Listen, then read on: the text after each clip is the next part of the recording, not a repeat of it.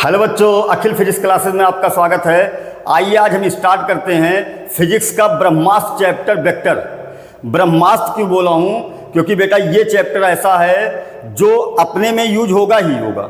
Board में पूछा जाएगा, नीट में पूछा जाएगा, जेईई एडवांस में पूछा जाएगा। लेकिन वेक्टर एक ऐसा चैप्टर है जो फिजिक्स के हर एक चैप्टर में यूज होता है। चाहे आप इलेक्ट्रिसिटी पढ़ लो, चाहे आप मैग्नेटिज्म पढ़ लो, चाहे आप वर्क पावर एनर्जी पढ़ लो, चाहे आप फ्रिक्शन पढ़ लो, चाहे न्यूटन लॉ ऑफ मोशन पढ़ लो, चाहे रोटेशनल पढ़ लो, चाहे ग्रेविटेशनल पढ़ लो, हर एक चैप्टर में वेक्टर का यूज होता है। इसलिए इसको ब्रह्मास्त्र बोला। फिजिक्स का सबसे बढ़िया चैप्टर ये होता है। जहाँ तक मेरी बात है, मैं जब से पढ़ा रहा हूँ मुझे सबसे अच्छा ये चैप्टर लगता है। तो आइए स्टार्ट करते हैं वेक्टर एनालिसिस। Vector analysis. तो इस चैप्टर को पढ़ने से पहले ये जान लेते हैं कि फिजिक्स में फिजिकल क्वांटिटी क्या होती है। देखो, फिजिकल क्वांटिटी किसे कहते हैं? आप सब सुनते होंगे physical quantity, physical quantity. Physics में है इसलिए नहीं फिजिकल क्वांटिटी, जिस चीज़ का हम मीजरमेंट कर सकते हैं। देखो, फिजिकल क्वांटिटी किसे कहेंगे? जिस चीज़ का हम मीजरमेंट कर सकते हैं, जिसको हम माप सकते हैं, नाप सकते हैं, वजन कर सकते हैं, उसको बोलते हैं फिजिकल क्वांटिटी। आई समझ में? जिस चीज़ का मेजरमेंट कर सकते हैं उसको कहते हैं फिजिकल क्वांटिटी। मतलब क्या है? जैसे मान लो एक ये पेन है, ये मार्कर है, तो ये मार्कर जो होगा वो सिलेंड्रिकल होगा। तो मार्कर सिलेंड्रिकल है तो इसका हम लेंथ निकाल सकते हैं, इसका रेडियस हम निकाल सकते हैं। आई बात समझ में? तो ये मार्कर आपका फिजिकल क्वांटिटी नहीं है, क्योंकि मार्कर फिजिकल नहीं है। मार्कर का जो लेंथ होगा वो फिजिकल है, मार्कर का जो रेडियस होगा वो फिजिकल है। किसी वस्तु का मान लीजिए इसका कुछ वेट होगा, वजन होगा, इसका मास होगा, तो इसका जो मास होगा वो उसको हम वजन कर सकते हैं, माप सकते हैं, मेजरमेंट कर सकते हैं। तो ये फिजिकल क्वांटिटी है, इसका मास फिजिकल है। आई बात समझ में? जैसे मान लो कोई व्यक्ति एक जगह से दूसरी जगह चला तो उसको कुछ टाइम लगा जाने में, तो उस टाइम का हम मेजरमेंट कर सकते हैं, वो फिजिकल क्वांटिटी है। जिस चीज़ को हम नाप सकते हैं वो फिजिकल क्वांटिटी है। आई बात समझ? जैसे बोल दिया मार्कर, तो मार्कर फिजिकल नहीं है क्योंकि इसको हम नाप नहीं सकते, इसके लेंथ को नापते हैं तो इसका लेंथ फिजिकल है। आया बात समझ बेटा? ये है तो इसको हम नहीं नाप सकते, तो ये मार्कर फिजिकल नहीं है, लेकिन इसका जो वजन है, इसका मास है, वो हम नाप सकते हैं। मास इसका फिजिकल क्वांटिटी है। तो फिजिक्स में ऐसी क्वांटिटी जिसको हम नाप सकते हैं उसको बोलते हैं फिजिकल क्वांटिटी। तो फिजिकल क्वांटिटी आपको समझ में आ गया होगा। तो फिजिकल क्वांटिटी को हम किसी भी फिजिकल क्वांटिटी को उसके न्यूमेरिकल वैल्यू और उसके यूनिट के साथ लिख सकते हैं। किसी भी फिजिकल क्वांटिटी को कैसे इंडिकेट किया जाता है, कैसे डिनोट करते हैं, उसका न्यूमेरिकल वैल्यू रहता है और उसका यूनिट रहता है। क्यों यूनिट लगाते हैं, क्यों न्यूमेरिकल वैल्यू? जैसे मान लीजिए इस मार्कर का जो वेट है वो 100 ग्राम है। इस मार्कर का वेट 100 ग्राम है, मास सॉरी, इस मार्कर का मास 100 ग्राम है। तो देखो, अगर ग्राम हम ना लगाएं, अगर ग्राम ना लगाएं, बोल दे केवल 100, तो हम ये नहीं बता पाएंगे कि ये ग्राम में है कि किलोग्राम में है। आई बात समझ में? जैसे मान लो एक व्यक्ति को ए से बी तक जाने में मान लो टाइम लगा t बराबर 3, यहाँ से यहाँ तक व्यक्ति को जाने में टाइम लगा t = 3, तो आपको ये नहीं पता होगा कि 3 सेकंड है कि 3 मिनट है कि 3 आवर है। तो इसलिए यहाँ पर आपको यूनिट लगाना पड़ेगा। तो सेकंड लगा दिए तो ये पता चल गया कि यहाँ पर ये 3 सेकंड में यहाँ से यहाँ जा रहा है। आई बात सुन में? तो यूनिट लगाना जरूरी होता है किसी भी फिजिकल क्वांटिटी को। इसको बोलते हैं न्यूमेरिकल वैल्यू, इसको कहते हैं न्यूमेरिकल वैल्यू और इसको कहते हैं यूनिट। आई समझ में बात? जैसे लिखा मास 100 किलोग्राम मान लो लिखा है, तो इस चीज़ को हम कहेंगे न्यूमेरिकल वैल्यू। जो वैल्यू होती है उसको बोलते हैं न्यूमेरिकल वैल्यू। इसको मैग्नीट्यूड भी बोलते हैं। आप एक नाम और लिख सकते हैं, मैग्नीट्यूड। आई बात सुनिए? तो मैग्नीट्यूड भी रहेगा और उसके साथ क्या रहेगा? यूनिट भी रहना चाहिए। बिना यूनिट के आप बता ही नहीं पाओगे। जैसे मान लो एक वस्तु का मास है, एक ऑब्जेक्ट है, उसका मास 10 है। अब 10 क्या है? ग्राम भी हो सकता है, किलोग्राम भी हो सकता है, टन भी हो सकता है, कुंटल भी हो सकता है। आई बात सुन में? तो आपको यहाँ लगाना पड़ेगा। तो लिख दिए 10 किलोग्राम, तो ये बता देगा कि हाँ ये 10 किलोग्राम में है। तो इसलिए यूनिट लगाते हैं। जैसे मान लो कोई चीज़ लिखा t = 3, तो यूनिट क्यों लगाते हैं? अब t क्या है पता नहीं, लेकिन t = लिख दिए 3 सेकंड। इसका मतलब किसके बारे में बात कर रहे हैं? टाइम के बारे में बात कर रहे हैं। लिख दिए किसी ऑब्जेक्ट का mass m is equal to 5 kg, इसका मतलब किसके बारे में बात कर रहे हैं? मास के बारे में बात कर रहे हैं। कहीं लिखा है 4 मीटर पर सेकेंड, किसके बारे में बात कर रहे हैं? स्पीड के बारे में बात कर रहे हैं, वेलोसिटी के बारे में बात कर रहे हैं। तो यूनिट से क्या होता है? जैसे मान लिया कहीं लिखा 10 न्यूटन, तो किसके बारे में बात कर रहे हैं? फोर्स के बारे में बात कर रहे हैं। तो किसी चीज़ का जो यूनिट होता है उस क्वांटिटी की ये पहचान बताता है, आइडेंटिफाई करता है कि कौन सी क्वांटिटी है। आया समझ में? इसलिए बेटा यूनिट लगाते हैं, बिना यूनिट के आप पहचान ही नहीं कर पाओगे। जैसे लिख दिए किसी चीज़ का ये है 10 जूल, तो जूल का मतलब किसके बारे में बता रहा है? या तो एनर्जी के बारे में बताएगा, वर्क के बारे में बताएगा। तो उस क्वांटिटी की पहचान बताता है कौन सी फिजिकल क्वांटिटी है, एनर्जी है कि वर्क है कि फोर्स है कि मास है कि टाइम है कि स्पीड है कि वेलोसिटी है। तो इसलिए यूनिट लगाते हैं। तो किसी भी फिजिकल क्वांटिटी को हम न्यूमेरिकल वैल्यू और यूनिट का मल्टीप्लाई करके लिख सकते हैं। किसी भी फिजिकल क्वांटिटी के साथ न्यूमेरिकल वैल्यू रहता है और क्या रहता है? यूनिट। आई बात सुन बेटा? तो इतना रहता है। उसके बाद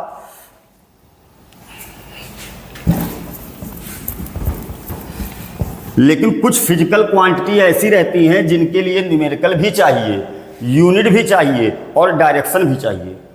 आई बात सुनिए, कुछ फिजिकल क्वांटिटी ऐसी भी रहती हैं जिनके लिए न्यूमेरिकल वैल्यू भी चाहिए, यूनिट भी चाहिए, डायरेक्शन भी चाहिए। बिना डायरेक्शन के आप बता नहीं पाओगे। जैसे मान लो एक ऑब्जेक्ट है, इस पर हमने लगाया 10 न्यूटन का फोर्स, तो आपको बताना पड़ेगा किस डायरेक्शन में लगाए हैं फोर्स।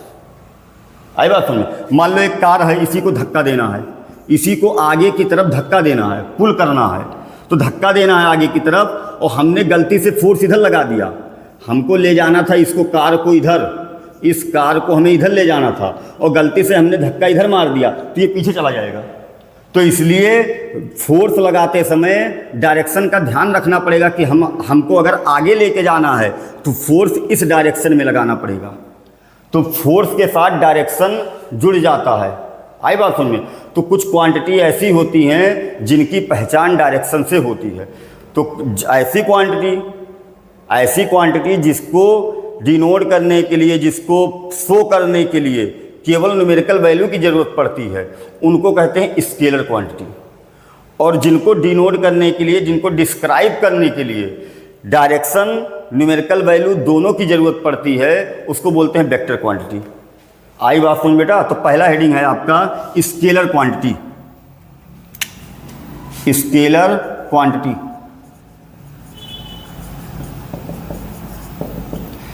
क्या होता है? The quantity which have only magnitude, magnitude का मतलब न्यूमेरिकल वैल्यू, मैग्नीट्यूड का मतलब numerical value, which have only magnitude is called scalar quantity, scalar quantities. ठीक है, क्वांटिटीज जिसके पास केवल न्यूमेरिकल वैल्यू होता है, डायरेक्शन मतलब उसको डिस्क्राइब करने के लिए डायरेक्शन की जरूरत ना पड़े, उसको बोलते हैं स्केलर क्वांटिटी। जैसे टाइम आपका हो गया, तो मान लो कोई व्यक्ति एक जगह से दूसरे जगह जा रहा है, तो हम बोले कि एक या तो बस जा रही है एक जगह से दूसरी जगह, तो हम बोले इस बस को यहाँ से पॉइंट ए से पॉइंट बी तक जाने में 10 सेकंड लगा।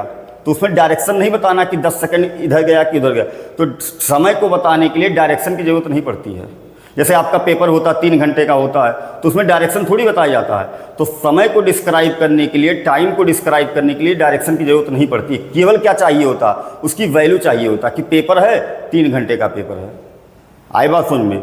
तो किसी चीज़ को डिस्क्राइब करने के लिए केवल न्यूमेरिकल वैल्यू की जरूरत पड़े और डायरेक्शन की जरूरत ना पड़े, उसको बोलते हैं स्केलर क्वांटिटी। एग्जाम्पल आपका क्या है? एग्जाम्पल क्या है आपका? मास को डिस्क्राइब करने के लिए, बताने के लिए डायरेक्शन की जरूरत नहीं होती है। आई बात समझ में? बोलते हैं जैसे चीनी आप लेने गए, शुगर, तो चीनी लेने गए, बोला कि 2 kg है, तो उसके लिए डायरेक्शन उसको बताने की जरूरत नहीं पड़ती है। तो मास हो गया, टाइम हो गया, इस डिस्टेंस हो गया, डिस्टेंस आपका स्केलर क्वांटिटी है, स्पीड हो गया स्केलर क्वांटिटी है। आई बात समझ में? मास, टाइम, डिस्टेंस, स्पीड। उसके बाद वर्क हो गया आपका, एनर्जी हो गया, ठीक है। ये सब आप क्लास 11th में ही पढ़ लेंगे, वर्क एनर्जी क्या है, ये सब 9th में भी पढ़ के आए हैं। वो स्पीड, डिस्टेंस, वर्क, एनर्जी, ये सब 11th में भी पढ़ेंगे। उसके बाद इलेक्ट्रिक फ्लक्स हो गया आपका, स्केलर क्वांटिटी है इलेक्ट्रिक फ्लक्स, ये आप क्लास 12th में पढ़ोगे इलेक्ट्रिक फ्लक्स के बारे में। Electric flux, magnetic flux, magnetic flux आएगा फिर में। हाँ, एक चीज़ और, इलेक्ट्रिक करंट जो होता है उसके पास डायरेक्शन होता है। आप जानते होंगे इलेक्ट्रिक करंट में, आप 10th में पढ़े होंगे सर्किट डायग्राम, तो इलेक्ट्रिक करंट में डायरेक्शन होता है। इलेक्ट्रिक करंट चलता है प्लस से किधर, माइनस की ओर। लेकिन इलेक्ट्रिक करंट जो होता है वो वेक्टर एडिशन को ओबे नहीं करता, वेक्टर एडिशन के कोई रूल को फॉलो नहीं करता है। बाद में बताया जाएगा वेक्टर एडिशन क्या है अगले लेक्चर में। तो वेक्टर एडिशन को क्या करता है, फॉलो नहीं करता। तो ऐसी क्वांटिटी जिनके पास न्यूमेरिकल वैल्यू हो और डायरेक्शन ना हो उसको बोलते हैं स्केलर क्वांटिटी। लेकिन करंट, इलेक्ट्रिक करंट ऐसी क्वांटिटी है जिसके पास न्यूमेरिकल वैल्यू भी होता है और उसके पास डायरेक्शन भी होता है, फिर भी ये वेक्टर क्वांटिटी नहीं होता है। रीज़न क्या है, क्योंकि इलेक्ट्रिक करंट जो है वेक्टर एडिशन के रूल को ओबे नहीं करता, फॉलो नहीं करता है। आए बात है, वेक्टर ने कुछ अपना रूल बना के रखा है, उस रूल को ये फॉलो नहीं करता है। इसलिए इलेक्ट्रिक करंट भी कैसी क्वांटिटी है, स्केलर क्वांटिटी है इलेक्ट्रिक करंट। समझाया जाएगा सब आपको, इलेक्ट्रिक करंट स्केलर क्वांटिटी है। आई बात समझ में। तो ऐसी क्वांटिटी जिसके पास केवल न्यूमेरिकल वैल्यू होगा, डायरेक्शन नहीं होगा, उसको कहेंगे स्केलर क्वांटिटी। तो आपका मास हो गया, टाइम हो गया, डिस्टेंस हो गया, speed, work, energy, electric flux, magnetic flux, electric current. Electric current के पास डायरेक्शन है बट ये स्केलर क्वांटिटी है। आई बात समझ में। तो ये था आपका scalar quantity. It can be added, scalar quantity को ऐड किया जाता है। It can be added, subtracted, subtracted, comma multiplied, multiplied by simple algebra, by simple algebra, simple algebra. तो वेक्टर क्वांटिटी जो भी स्केलर क्वांटिटी होते हैं उनको सिंपल एलजेब्रा से जोड़ सकते हैं, घटा सकते हैं, मल्टीप्लाई कर सकते हैं। आया समझ में। जैसे मान लो एक ऑब्जेक्ट है, इसका मास 3 kg है, इसमें से हम 1 kg कट करके निकाल दिए। किसी ऑब्जेक्ट का मास 3 kg है, 1 kg कट करके निकाल दिए तो कितना बचेगा। तो लिख देंगे, मैथ में कैसे निकालते हैं इसको, लिख देंगे left mass ml, left mass is equal to 3 - 1, कितना बचेगा 2 kg। तो इसको सिंपल एलजेब्रा से करते हैं, जैसे मैथमेटिक्स आपका होता है प्लस माइनस के साथ मल्टीप्लाई, वैसे ही करते हैं इसको। तो जितनी भी स्केलर क्वांटिटी हैं उनको ऐड, सब्ट्रैक्ट और मल्टीप्लाई किससे करते हैं, सिंपल एलजेब्रा से। जैसे मान लो एक यहाँ से एक व्यक्ति ए से चला बी और बी से फिर चला सी और सी से फिर चला डी। मान लो इसमें 2 सेकंड लगा, इसमें 3 सेकंड लगा, इसमें 5 सेकंड लगा। कोई पूछे यहाँ से यहाँ तक जाने में कितना टाइम लगेगा, तो सिंपल सा बात है, मैथ से कर सकते हैं 2 + 3 + 5 = 10। ऐसे में तो जितने भी स्केलर क्वांटिटी हैं उनको हम ऐड कर सकते हैं, सब्ट्रैक्ट कर सकते हैं, मल्टीप्लाई कर सकते हैं, किससे, बाई सिंपल एलजेब्रा। आई बात सुन बेटा।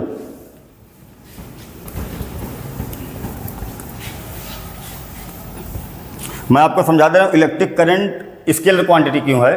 देखना, जैसे मान लो एक वायर है, ऐसे एक बैटरी यहाँ लगाए, बैटरी से वायर ये है, और हमने क्या किया, इसमें 3 एम्पियर का करंट इसमें फ्लो करवा दिया। इस वायर में 3 एम्पियर का करंट फ्लो किया और इधर से एक वायर ऐसे ज्वाइन कर दिए, इधर से लगा दिए, इसमें 10 एम्पियर का करंट फ्लो करा दिया।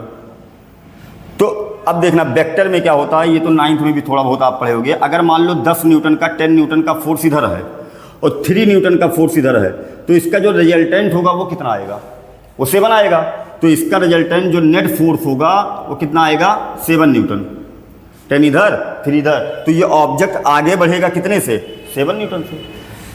यहाँ पे हमने एक तार ज्वाइंट किया, एक तार इधर से लाए बैटरी से लगा के और एक तार इधर निकाल दी। तो जब इसमें करंट जाएगा 10 एम्पियर इधर से आया, 3 एम्पियर इधर से गया, तो इसमें कितना करंट जाएगा, 13 एम्पियर। क्यों, क्योंकि बीच में करंट कहीं रुकेगा नहीं।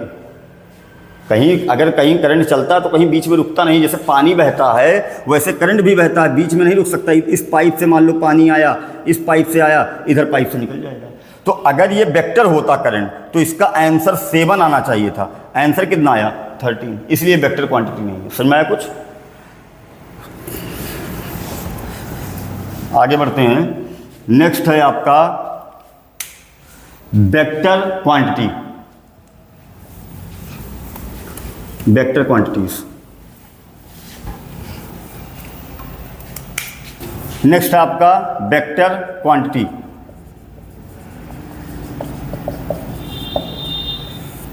The quantity which have both magnitude and direction आया समझ में? जिसके पास मैग्नीट्यूड भी होगा, डायरेक्शन भी होगा, is called vector quantities, is called vector quantity. ठीक है, इज कॉल्ड वेक्टर क्वांटिटी। क्या होता है वेक्टर क्वांटिटी? जिसके पास मैग्नीट्यूड भी होगा। देखो वेक्टर क्वांटिटी की पहचान क्या होगा? स्केलर जो होगा उसके पास केवल क्या होगा? स्केलर के पास केवल मैग्नीट्यूड होगा। ठीक है, केवल मैग्नीट्यूड होगा। वेक्टर के पास क्या होगा? वेक्टर के पास मैग्नीट्यूड भी होगा, डायरेक्शन भी होगा। तीसरा ये होगा डायरेक्शन होना भी चाहिए, उसके साथ साथ it obeys vector addition, law of vector addition. It obeys law of vector addition. आई बात सुन बेटा? तीन ये होना चाहिए आपके पास, मैग्नीट्यूड भी होना चाहिए, डायरेक्शन भी होना चाहिए, और डायरेक्शन होने के साथ साथ ये वेक्टर एडिशन के लॉ को क्या करे? ओबे करे। देखो करंट में तो मैग्नीट्यूड भी था, डायरेक्शन भी था, लेकिन इस लॉ को ओबे नहीं करता था, इसलिए क्या हुआ? वो वेक्टर नहीं कहलाया। आई बात समझ में? तो स्केलर के पास केवल मैग्नीट्यूड होगा, वेक्टर के पास मैग्नीट्यूड होगा, डायरेक्शन भी होगा, और ये वेक्टर लॉ ऑफ एडिशन को क्या करेगा? ओबे करेगा, उसको फॉलो करेगा। अब vector law of vector addition क्या है? लॉ ऑफ वेक्टर एडिशन क्या है? 2-3 लेक्चर बाद आप इसको पढ़ाया जाएगा तो आप समझ जाएंगे क्या है, बहुत अच्छे से समझाया जाएगा। आप बस वीडियो को ध्यान से पढ़िए, ठीक है? तो एग्जाम्पल में क्या क्या है? एग्जाम्पल में जो भी वेक्टर क्वांटिटी, जैसे आपका डिस्प्लेसमेंट वेक्टर क्वांटिटी होता है, डिस्टेंस आपका स्केलर क्वांटिटी होता है। आई बात समझ में? उसके बाद नेक्स्ट है आपका वेलोसिटी, वेलोसिटी भी आपका वेक्टर क्वांटिटी है। एक्सीलरेशन है आपका, फोर्स है, मोमेंटम है, मोमेंटम। और जो वेक्टर क्वांटिटी मिलेगा, जहाँ जहाँ वेक्टर क्वांटिटी का न्यूमेरिकल होगा, जहाँ जहाँ वेक्टर क्वांटिटी का थ्योरी होगा, वहाँ पे वेक्टर का पूरा नियम लगाना पड़ेगा, इसलिए चैप्टर पढ़ना बहुत ज़रूरी है। मोमेंटम हो गया, इलेक्ट्रिक फील्ड हो गया, इलेक्ट्रिक फील्ड, मैग्नेटिक फील्ड हो गया, मैग्नेटिक फील्ड, ठीक है, एटसेट्रा। तो ये है वेक्टर क्वांटिटी। अब वेक्टर क्वांटिटी को अगर जोड़ना होगा, ऐड करना है, या सब्ट्रैक्ट करना है, या मल्टीप्लाई करना है, तो उसका वेक्टर अलजेब्रा से करते हैं, उसको सिंपल अलजेब्रा से नहीं करते। क्यों? अब देखना, जैसे एक ऑब्जेक्ट है, इस पे 10 न्यूटन का फोर्स लगाए और 10 न्यूटन का इधर लगा दिए, तो इसका रिजल्टेंट कितना आएगा बेटा? इसका रिजल्टेंट आएगा 20। नेट फोर्स कितना आएगा? 20। लेकिन इसी वेक्टर को हमने क्या किया? एक 10 इधर लगाया और एक 10 इधर लगाया, अब आंसर कितना आएगा? तो इसका नेट रिजल्टेंट अब कितना आएगा? 10 इधर और 10 इधर। ये ऑब्जेक्ट कहीं नहीं जाएगा, इक्विलिब्रियम में रहेगा, नेट फोर्स 0। तो ये अब देखो, अगर सिंपल अलजेब्रा से करते, जैसे मैथ में करते हैं, तो 10 और 10 मिला के 20 होता, लेकिन ये 20 नहीं है, कितना हो गया? 0। इसका मतलब इसमें वेक्टर का जितने भी वेक्टर का जो नियम है वो यूज हुआ है। मान लो अब देखना, एक ये है 10 न्यूटन का ये लगाए और 10 न्यूटन का इधर कर दिए, तीनों का आंसर अलग अलग है। तीनों 10 है, देखना 10 10 10, ये भी 10, ये भी 10, ये भी 10, लेकिन तीनों में आंसर अलग है। इसका 20, इसका 0, इसका कुछ और आंसर होगा। इसको वेक्टर एडिशन से करेंगे, ऐसे करेंगे, वेक्टर एडिशन से आएगा 10√2।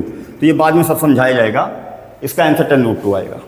तो ऐसे ये यहाँ पर देखना अलग मेथड। अब इसमें ना जोड़ने का कोई तरीके से आएगा, ये 10√2 आएगा। कैसे आएगा?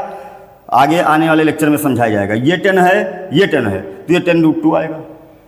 कैसे आया? ना जोड़ने से आएगा, ना घटाने से आएगा। तो इसका मतलब सिंपल अलजेब्रा से ये नहीं हो सकता, तो इसको वेक्टर अलजेब्रा से करते हैं।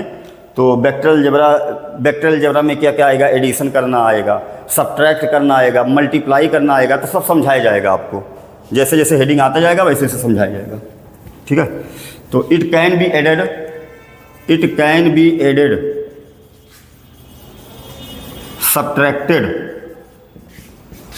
Subtracted, comma, multiplied by simple algebra, by vector algebra, ठीक है। तो ये था आपका, ये था स्केलर क्वांटिटी, और इसके पहले पढ़े थे स्केलर, और ये है वेक्टर क्वांटिटी। कई वेक्टर क्वांटिटी आएंगी जिसके पास डायरेक्शन होगा, सभी वेक्टर क्वांटिटी। तो डिस्प्लेसमेंट हो गया, वेलोसिटी हो गया, एक्सीलरेशन हो गया, फोर्स हो गया, मोमेंटम हो गया, इलेक्ट्रिक फील्ड हो गया, मैग्नेटिक फील्ड हो गया, टॉर्क हो गया, एंगुलर मोमेंटम हो गया, ठीक है, एंगुलर वेलोसिटी हो गया। तो कई वेक्टर क्वांटिटी आएंगी। आप इसको हटा लो बेटा।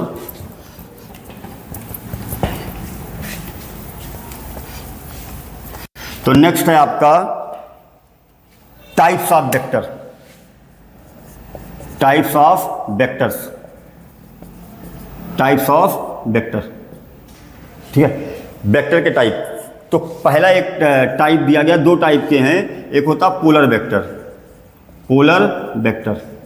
इसके बाद क्लासिफिकेशन भी पढ़ेंगे, equal vector, opposite vector, null vector, unit vector, ये सब। पोलर वेक्टर क्या होता है?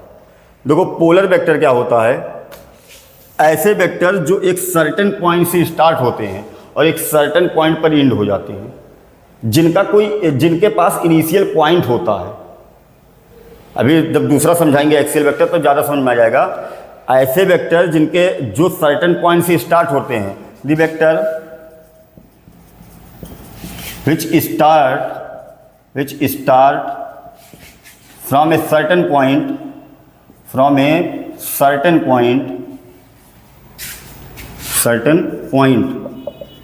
and end at a certain point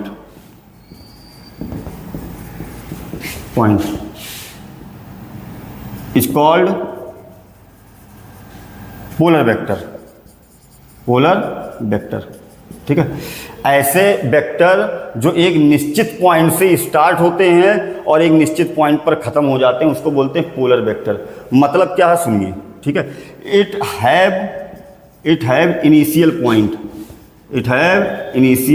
point, ठीक है। इसके पास इनिशियल पॉइंट होगा, मतलब क्या है, इट हैव इनिशियल पॉइंट,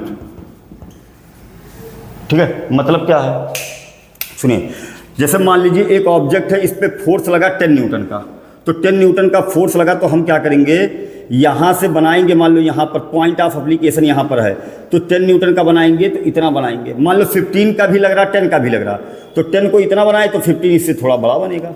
ये नहीं कि चाहे जहाँ तक बढ़ाते चले जाओ। ये आपका स्टार्टिंग पॉइंट है और ये क्या है, एंडिंग पॉइंट। ये स्टार्टिंग पॉइंट है, ये एंडिंग पॉइंट है। जैसे डिस्प्लेसमेंट है, कोई व्यक्ति ए से जा रहा है बी, यहाँ से गया बी तक, तो कोई कहे डिस्प्लेसमेंट बताओ, तो ये डिस्प्लेसमेंट होगा, सीधा लाइन में जा रहा। अगर ए से बी जा रहा है तो कहा जाए डिस्प्लेसमेंट बताओ, तो ऐसे बना देंगे। डिस्प्लेसमेंट का डायरेक्शन किधर होगा, तो ये है स्टार्टिंग पॉइंट, ये एंडिंग पॉइंट, ये होगा डिस्प्लेसमेंट। तो एक निश्चित पॉइंट से स्टार्ट होते हैं और एक निश्चित पॉइंट पर एंड हो जाते हैं, उसे बोलते हैं पोलर वेक्टर। इनके पास इनिशियल पॉइंट होता है। तो पोलर वेक्टर में कौन कौन सा एग्जाम्पल बनेगा, फोर्स हो गया आपका, फोर्स हो गया, वेलोसिटी हो गया, मोमेंटम हो गया, सब पोलर वेक्टर हैं। तो एग्जाम्पल में force, velocity, momentum, electric field, सब कैसे वेक्टर हैं, पोलर वेक्टर, एटसेट्रा। आई बात समझ में। उसके बाद सेकंड है आपका एक्सियल वेक्टर। तो एक्सियल वेक्टर क्या होता है, सेकंड है axial vector, the vector which acted along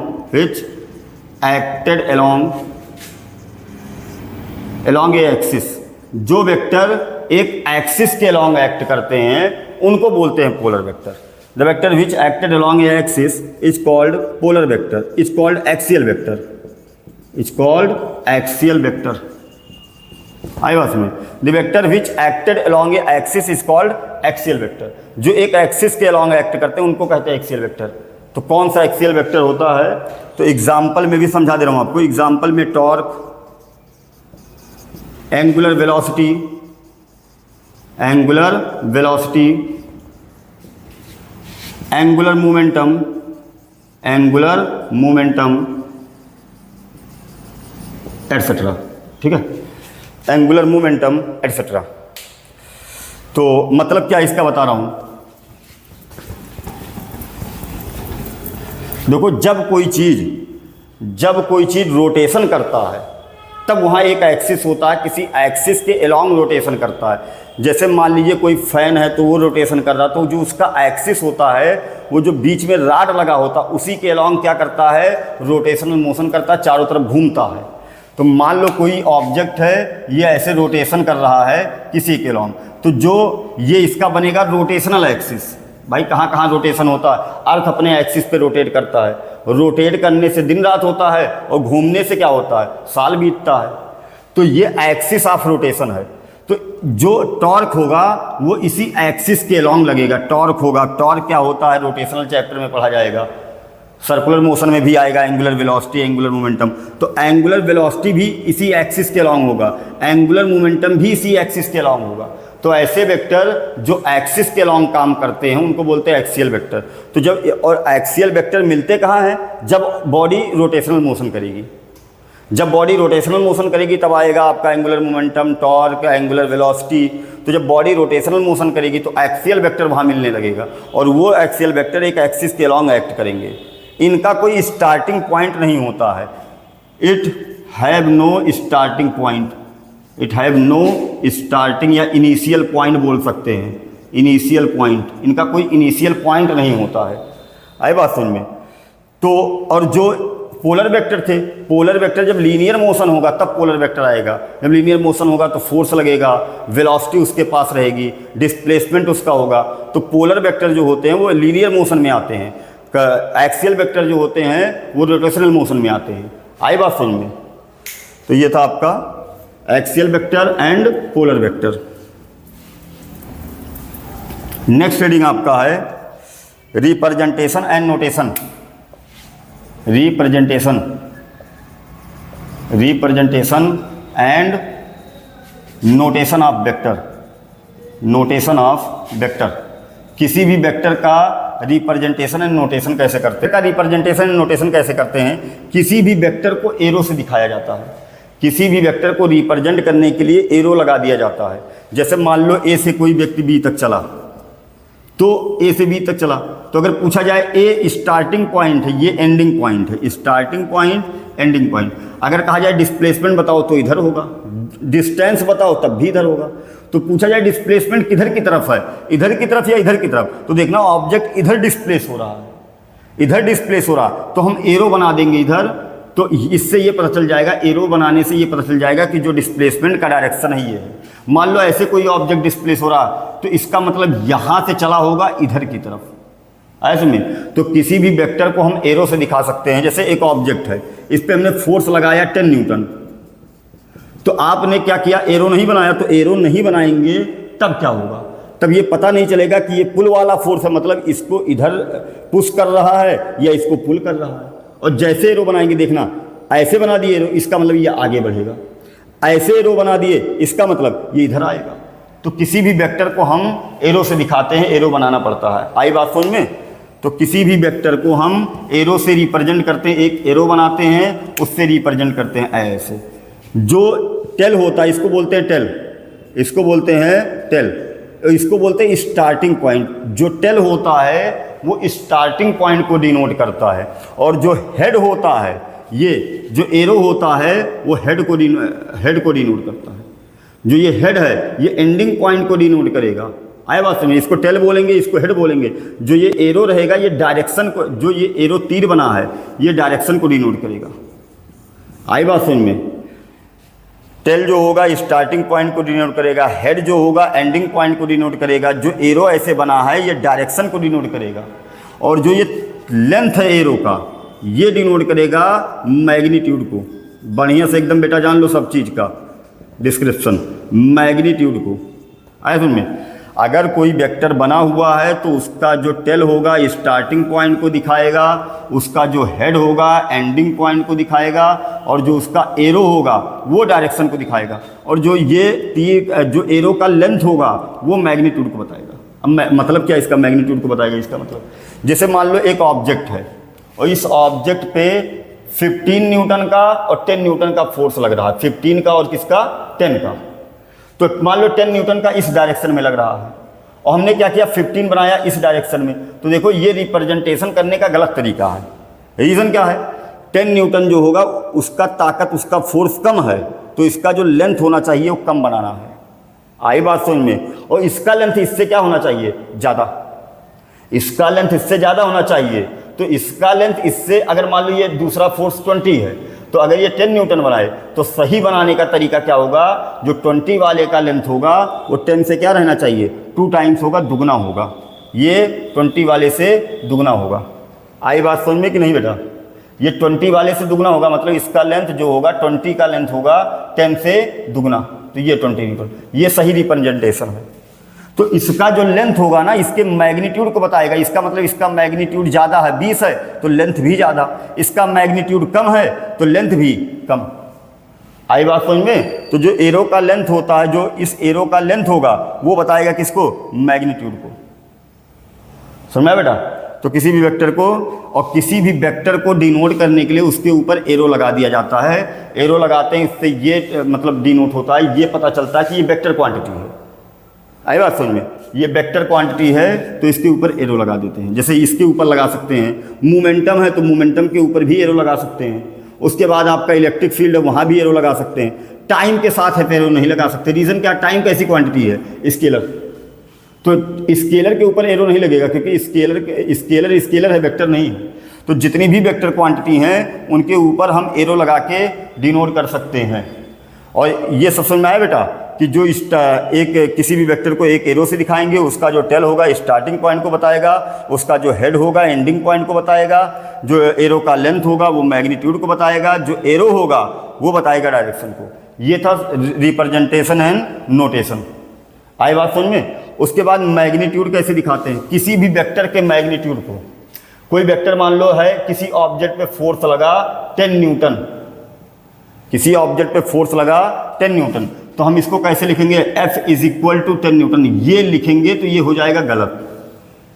ऐसे नहीं लिखते बेटा, अभी बताएंगे क्यों ऐसा नहीं लिख सकते। या तो आप किसी भी वेक्टर के मैग्नीट्यूड को ऐसे लिखो, सिंपल ऐसे F, या तो आप मॉड लगा कर लिख दो, ये भी मैग्नीट्यूड शो करने का तरीका है। ये इसलिए नहीं लिख सकते, देखो यहाँ वेक्टर लगा है और वेक्टर का मतलब क्या है? ये दिशा भी बताएगा। तो ये अच्छा ये बताना 10 न्यूटन लिखा है, ये पता किस दिशा में है, एक्स में है कि वाई में है कि जेड में है।